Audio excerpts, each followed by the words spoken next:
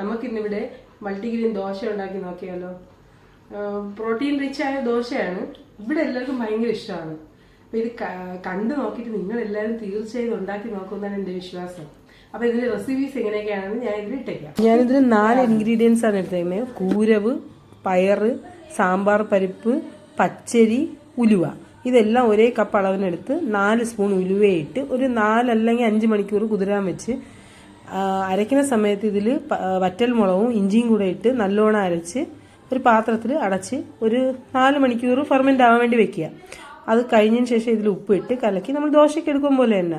ഇതിൻ്റെ കൂടെ കഴിക്കാൻ വേണ്ടി ചമ്മന്തിക്ക് തേങ്ങ, പച്ചമുളക്, ജീരകം, പിന്നെ കുഞ്ഞു കുഞ്ഞായി അരിഞ്ഞ മല്ലിയിലയും കൂടി ഇട്ട് നല്ലപോലെ അരച്ച് എടുത്ത നല്ല സൂപ്പർ മല്ലിയില ചമ്മന്തി റെഡി. കുറച്ച് മാവെടുത്ത് നമുക്ക് ദോശയും ചുട്ട് കുറച്ച് നമുക്ക് ഉണ്ണിയപ്പ ചട്ടിയിൽ പനിയാർക്കല്ലും കൂടെ ഉണ്ടാക്കിയെടുത്താൽ ടേസ്റ്റി മൾട്ടിഗ്രെയിൻ ബ്രേക്ക്ഫാസ്റ്റ് റെഡി.